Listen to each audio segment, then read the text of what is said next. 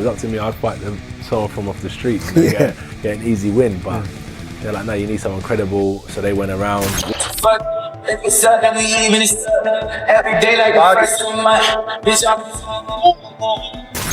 No, you not can do because you not can do 1 minute sparring. Anthony Joshua mocks Jake Paul after being knocked out in sparring, and AJ turns that into straight-up humiliation.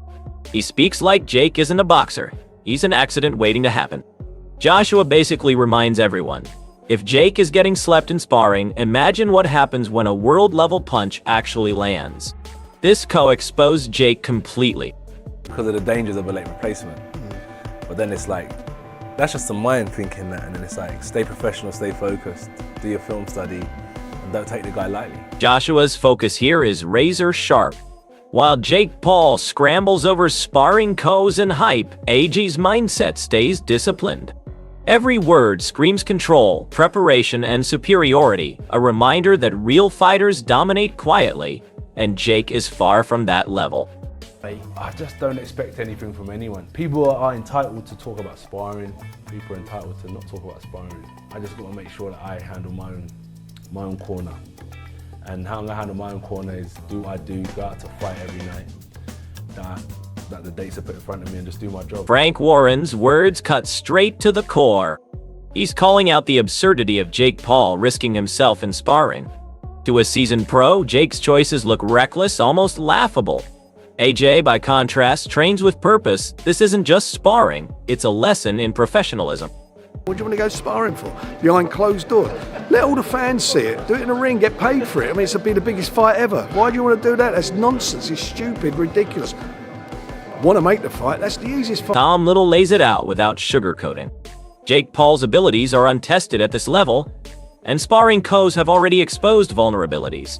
If he can't survive disciplined training, quitting isn't just possible, it's probable. IJ's level highlights gaps in Jake's preparation and mindset that hype or social media fame cannot cover. If he's a real, I'm not saying he can't fight, I'm not saying he's rubbish, I'm not saying he's useless, but we will see how good he is. And if I'm right in what I'm saying, he'll quit. Chisora cuts straight to the truth. Jake's sparring partners aren't challenging him, and it shows in every sloppy exchange. That isn't just a fluke. It highlights the dangerous gap between hype and reality. Jake's camp isn't preparing him for elite competition, leaving him exposed against fighters like AJ who thrive under real pressure. Look at everybody he's got in his sparring camp. I personally don't believe that you can actually, the sparring partners he's got right now, they're pushing him to be menace. Johnny Nelson exposes the truth that sparring has already hinted at. Jake's legs are shot. Even the perfect camp couldn't mask his deterioration. Footwork and stamina are non-negotiable at AJ's level, and Jake's deficiencies in these areas make him a serious liability. The hype doesn't match the harsh reality of his ring readiness. In front of him, and I said, look, if you're to believe that he had the best training camp, his legs have gone. And if I've got it wrong, Chisora doesn't mince words. Jake Paul lacks the power to hurt AJ, and that sparring already signals trouble. Any attempt at offense will be met with precision and punishment. Derek's blunt prediction isn't hype, it's a reality check. Jake is simply outclassed, and the likely outcome is brutal and one-sided. Whatever happens will be exciting. Does he have the power to knock out Joshua? Nah, he hasn't got the power to knock out Joshua. How does that fight end? Jake Paul going to an ambulance, bro. Duke McKenzie highlights the absurdity of Jake Paul stepping up to AJ. The financial lure is huge, but the danger is real. Jake's sparring shows he isn't ready for world-class punishment. McKenzie underlines the mismatch. Even a single clean shot from AJ could leave Jake in serious trouble, exposing the fantasy versus the harsh reality. It'll be the easiest fight of his career. If he wants to get 100 million and not even break sweat, you know, you take the fight. Is it going to enhance his stock as the world's #1 contender? Not at all, because nobody's going to take Jake Paul seriously. But on the other hand,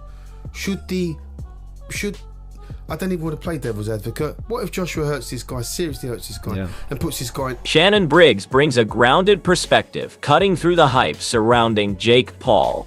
He acknowledges the reports of Jake getting dropped in sparring but frames it as part of learning and growing, comparing it to his own early slips in the ring. The key takeaway is that while Jake has suffered setbacks, he still has the chance to prove himself. However, Briggs' tone subtly hints at skepticism, the repeated emphasis on "we're going to see" signals that these sparring coups are more than minor setbacks. They are early warning. Against a seasoned fighter like AJ, Jake's mistakes could be magnified significantly. I'm hearing things that he's been dropped in the ring, in the gym and stuff like that. But that's okay too, because I took a couple spills, little slips in the ring, in the gym. That's okay, but we're going to see. This is going to be a good fight. Eddie Hearn's observation is brutally honest. Jake Paul has slowed, and his recent performances underline limitations that hype and social media can't mask. The co-sparring is a glaring symptom, showing that Jake's stamina, timing, and defensive awareness are far from world-class. Hearn's mention of opposition subtly acknowledges that even against subpar sparring partners, Jake struggles.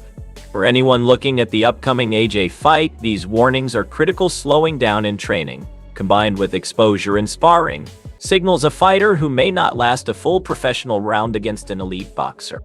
Told me he is looking like a beast in camp for this fight, because he would have put everything into this camp. But it doesn't mean that can always translate in a ring when you get to the back end of your career. He's had loads of injuries. He's definitely coming to the end of his... Tony Bellew doesn't mince words. Jake Paul's rigidity and low hands in sparring reveal fundamental flaws.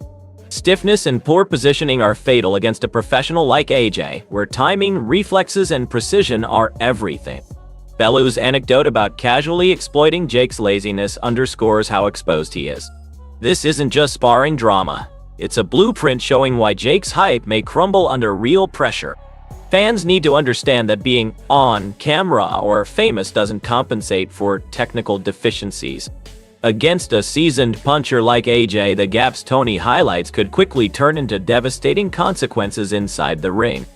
Can't fight like fucking stiff. He's gonna be fighting like this, and he's gonna be shit. Bro, I come in and I was just, hand was low and lazy, and I was just waiting for you. Boom. Tommy Fury delivers a blistering reality check for Jake Paul. His hyperbolic but pointed remarks emphasize the sheer gap in skill, power, and experience between AJ and Jake. Even with handicaps, Tommy suggests that AJ could finish Jake almost instantly, exposing how unprepared Jake is for elite-level competition. It's not just bravado, it's a stark contrast between hype and reality. The commentary reinforces everything previous experts have noted. Sparring coups, leg fatigue, low hands, and technical deficiencies all point to a fighter dangerously out of his depth. Against AJ, Jake's mistakes won't be forgiven, they'll be exploited ruthlessly. But if I can beat Jake Paul, then excuse my French, what the fuck is Anthony Joshua going to do to Jake Paul? I think my dad said that AJ could beat him with his prick, and I completely will back that up. Even if AJ had a broken arm in there, it still wouldn't go past. Logan Paul doesn't mince words, and his perspective is both sharp and chilling. He frames the reality of Jake Paul's challenge in a brutally honest light. AJ is a proven knockout artist, capable of dismantling even the toughest, undefeated opponents with ease. Francis Ngannou being rendered unconscious for 5 minutes is not just a statistic, it is a warning. Logan emphasizes that Jake's persona as a boxer, largely built on social media hype and YouTube notoriety, evaporates the moment he steps into the ring with a seasoned professional like AJ. This isn't about promotion or spectacle, it's about real skill, timing, and devastating power. The words, "every bit of Jake Paul is not a real boxer" conversation encapsulate the fragility of Jake's hype. Logan's insight reminds fans and casual viewers alike that talent, preparation, and elite-level execution will always expose the illusion, leaving no room for theatrics when faced with a world-class champion like Joshua. The Joshua thing is crazy. Is that a real conversation? Jake's a fucking lunatic, and it's probably real. I saw Joshua knock out Francis Ngannou, and the guy was like out cold for 5 minutes. And this is a guy who had never been knocked down, let alone knocked out. If he steps in the ring with him, and actually a bell rings and there are punches thrown, every bit of Jake Paul is not a real boxer conversation is gone forever. Derek Chisora delivers a scathing breakdown of the likely dynamics in a Joshua versus Jake Paul fight. He underscores the disparity in class, experience, and power, pointing out that Jake simply cannot survive beyond a handful of rounds against AJ. Chisora references Joshua's one-round demolitions of Francis Ngannou, highlighting the sheer speed and precision with which Joshua dismantles opponents, even elite athletes. The warning is clear. Jake stepping into the ring is not an experiment, it's a one-sided exhibition waiting to happen. Chisora's insight emphasizes the psychological pressure too. Surviving multiple rounds would be an unrealistic expectation, and any misstep could lead to public scrutiny and embarrassment. Beyond technique, Chisora stresses the mental dominance AJ exerts over opponents. Jake's hype and bravado dissolve under real championship-level scrutiny. This clip frames the fight as inevitable in outcome, with IG's devastating style leaving no room for Paul's theatrics or illusions of competence. Now, so I told Anthony, I already messaged Anthony as I listen. I tell you what, I said to AJ, if this goes past 5 rounds, everybody's gonna be having a go at you because you can't go past 5 rounds with this kid. It has to go past 1 round or 2 rounds. Past beyond 4 or 5 rounds, you know, people are gonna be doubting you as a fighter himself. So he has to smoke him out like what he did Francis Ngannou in Saudi Arabia in 1 round. Frank Warren offers a seasoned promoter's insight, balancing acknowledgement of risk with recognition of Jake Paul's awareness of what he's signing up for. While calling it a dangerous fight, Warren underlines that Jake is not naive. He is a licensed boxer who trains and understands the state. However, the reality is stark. Awareness does not bridge the massive gap between a YouTube star and a world-class champion like AJ. Warren's measured tone contrasts with the hype, pointing out that confidence and belief, while necessary, do not replace elite skill, timing, or resilience. This fight, he implies, is perilous not just for spectacle but for real consequences, highlighting how unprepared Jake is for professional-level punishment despite his training. The commentary subtly frames Jake's journey as one of overconfidence meeting reality, where a social media persona collides with the cold, hard truth of championship boxing. Fans must recognize that belief alone cannot compensate for technique and experience, and this is a scenario fraught with danger for Paul. Right. It's a dangerous fight. Of course, it's a dangerous fight. But I'm not here to be there selling their show. I've got no interest in the fighters from that perspective. I just think that he is a licensed boxer. He trains. He knows what he's getting involved with. He's not an idiot. And he knows what he's going to be up against, but he must believe in himself to do it. The Jake Paul versus Anthony Joshua scenario has been exposed layer by layer, from sparring codes to expert analysis. Every clip we've broken down highlights the reality. Jake's hype doesn't translate into world-class ability. From Tom Little's blunt warnings to Derek Chisora's round-by-round breakdowns, and Logan Paul's chilling comparison with Ngannou, it's clear Jake is outmatched. Legends like Tony Bellew, Johnny Nelson, and Tommy Fury all point to the same truth. Jake's technical flaws, stamina issues, and lack of real fight experience leave him dangerously exposed. Even Frank Warren stresses that while Jake is aware, belief alone won't save him from AJ's precision, power, and ruthless efficiency.